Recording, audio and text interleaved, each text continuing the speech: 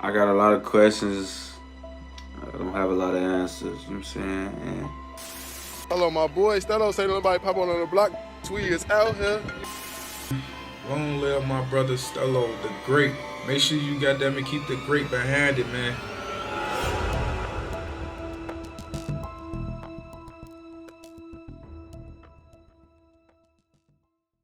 On the night of July 21st, 2015, Cass Stello Singleton was ambushed and hit in a brazen attack while driving through Washington Park. Around 9:40 p.m., Stello's silver Dodge Charger was stopped at a red light in the 5900 block of South State Street when a red sedan pulled alongside.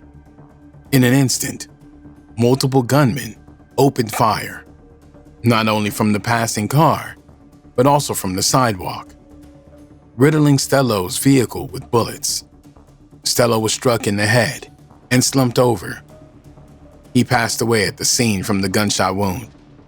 Police and paramedics arrived to find the 26-year-old driver fatally shot in the head, and a man identifying himself as Stello's father confirmed the victim's identity to reporters. Witness accounts and reports described the attack as a coordinated hit. The assailants appeared to have laid an ambush, approaching in one car while additional shooters waited on foot. The hitting of Stello sent shockwaves through his community. Shortly after the shooting, a large crowd of friends, family, and neighbors gathered behind the police tape at 59th and State, staring at the grim scene of Singleton's bullet-riddled Charger, with his body still inside. Emotions ran high. Some relatives collapsed in grief, and tensions with police flared as distraught loved ones demanded answers and assistance for those overcome by shock. Amid the tears and anger, there were ominous murmurs about what could come next. Local activists noted that young men in the area were already talking about retaliation.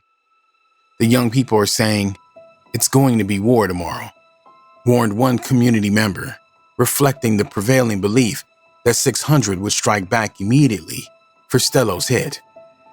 Within days, Singleton's friends from Team 600 organized a candlelit vigil in his memory. Dozens gathered to pay respects, lighting candles and sharing memories of Stello at the spot where he was gunned down. The vigil's footage showed many notable 600 members in attendance, unified in grief.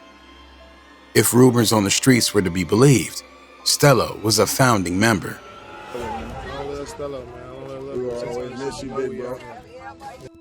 The gang, now known as 600, formed around 2009. It evolved out of an old crew called Brick City. As neighboring factions allied with the Black Disciples, BD, Brick City's members opted to claim BD allegiance and rebrand as 600. The loss of Stello was a devastating blow to 600. Within the set, he was revered as an older brother figure and a fearless warrior. Stello was a real goddamn it genuine guy, man. This man will goddamn it fight anybody for the squad. Goddamn it, strong-minded type of man. I'm talking about this nigga was that one of them type of niggas, man. Everybody won on the team, you know what I'm saying? Got the maneuvering around with O-Block. Everybody knows Stello 100 type of man. And ain't saying his name enough, man. Stello was everything to the block, you know what I'm saying? Stello was ready to ride and go against whoever. His passing, coming just a few months after 600's co-founder, Lil Boo, was also gunned down in 2015, marked a turning point for the crew. In the years since, Stello's name has been shouted out in songs or interviews as frequently as some of other fallen members, perhaps due to the contentious circumstances surrounding his passing. Some in 600 have even refrained from memorializing him publicly, which observers on forums have attributed to the internal disputes and capping that followed his passing. Nevertheless, those who were truly close to Stello continue to honor his memory. 600 Breezy was seen carrying Stello's casket at his funeral, a sign of how much their friendship meant. On social media, friends posted and reminisced about his loyalty and sense of humor.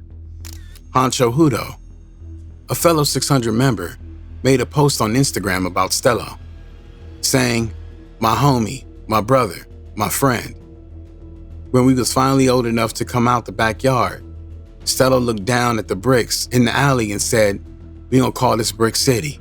When people thought they were gonna move on us, Stello stood on the front line.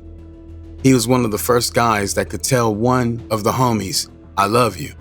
The type of man that can have a bond with the females from the block and not really care if he got the or not. Stello was the butt of all the jokes and did a lot of stupid stuff. A lot. But MF still respected him because we knew his heart. Wish last night he could have came out to eat with the guys. Them 2 hours definitely would have saved his life. With that being said, rest up, my boy. Stello from the bricks, now we call the S the 6. Nevertheless, Stello's passing also exposed underlying rifts within 600. In the aftermath, some younger 600 members and older ones appeared to clash over his legacy and the circumstances of his demise.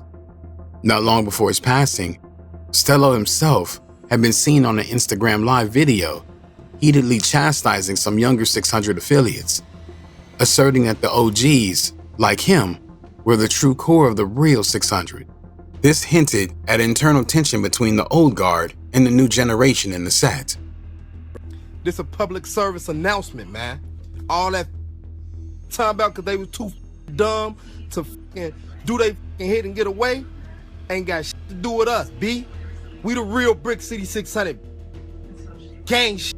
That's why I wasn't never with all them new niggas coming on the block, you hear me? Oh, he thorough, bro. He thorough. He good. No, shit. Do our own hits. All you new niggas. All you new niggas get the on, because ever since you niggas came, it ain't been nothing but bull. After Stello lost his life, those tensions resurfaced publicly. There was a story that followed Stello's passing, whispered first, then said out loud in interviews.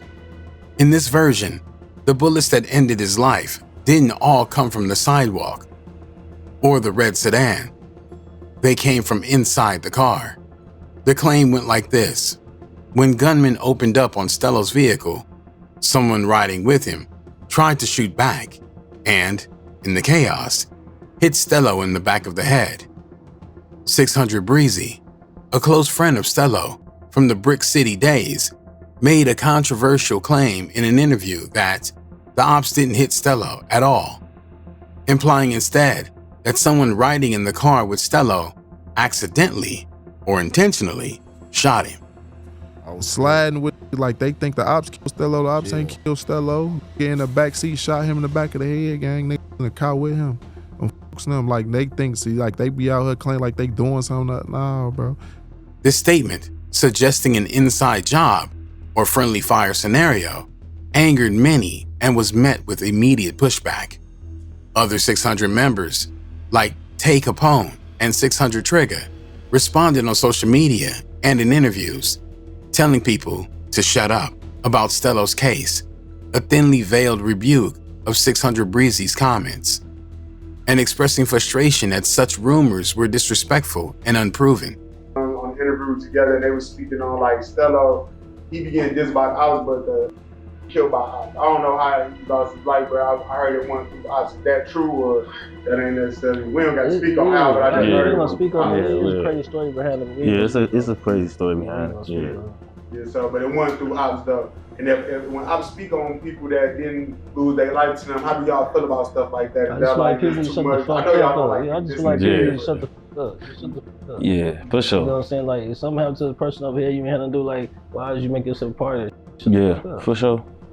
Tay Capone voiced that he still had a lot of questions and not a lot of answers about Stello's passing, even years later, lamenting that he gotten no closure because we don't know if the bullet that hit him came from inside or outside of the car.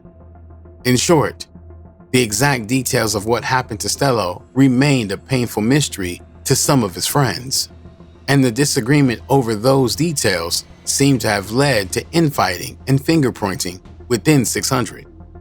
I ain't get no closure with Stello. You know what I'm saying? I never got closure with him because like Stello was, we don't know what's going on with him. You know what I'm saying? Like Stello was one of those people, bro, where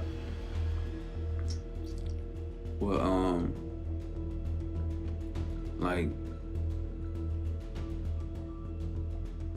there's a lot of questions and not a lot of answers. You know what I'm saying? Like we don't know. They don't even know if the shot that Stello came from inside his car or it came from outside his car. Another theory grew out of the drill media ecosystem around Chicago. In this version, Zach TV's camera caught Stello's silver Charger on video near 600 members, and that footage may have made it easier for enemies to recognize his car later. People who push this theory say once the clip circulated, it was light work for rivals to spot the vehicle at the light and box him in. Whoa, whoa, whoa, whoa, whoa.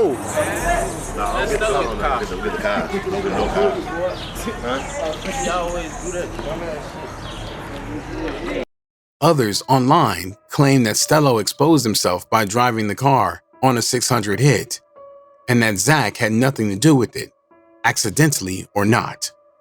On the streets, however, there was little doubt about who was behind Stello's passing. The location that Stello was shot was perilously close to the territory of a rival gang faction known as Mob, Men of Business, with whom 600 had a bitter feud. 600's turf ties, just east of territory held by the gangster disciple rivals. Notably, the Mob set is based around only a few blocks away from 600's domain. This close proximity has made violent run-ins frequent. The rivalry between 600 and Mob supposedly ignited in 2011 and became one of the most intense gang feuds in Chicago's recent history. The breaking point came at a party in mid-2011 where members of 600 and Mob were present. A dispute escalated into a physical fight, reportedly involving Mob's scrap and some 600 members, and then gunfire. From that party brawl onward, 600 and Mob became enemies on sight. For the next few years, the 600 Mob war raged with back and forth bloodshed. Stello's passing occurred at the edge of Mob territory, led many to immediately suspect them as the culprits. The timing was also telling. This was shortly after the passing of Mob Scrap in 2014, and the passing of Little Boo in early 2015. Tensions between 600 and Mob were extremely high, and Stello was one of 600's notable remaining members on the street at that time. Many believe Mob was looking for a high-value target from 600 to avenge their own losses, and Stello presented one. According to underworld chatter and later police intel, the lead suspect was a notorious Mob shooter nicknamed Bebe. It was widely believed that Mob Bebe was the one that fired the shot that night. This belief was fueled by Mob members themselves boasting about Stello's passing in gang lyrics and online posts. In one drill song, and Mob rapper named Ruga even referenced Stello's passing in a derogatory way on FBG Duck's track Exposing Me, further convincing 600 that their enemies were responsible. True to the predictions, street retaliations did indeed follow. On September 21st, 2016, 14 months after Stello's assassination, a 25-year-old Mob member named Eric Banks was shot and passed away in broad daylight near his home in Washington Park. Banks, street name E-Boy, was walking down the 5700 block of South Wabash around 1:50 p.m.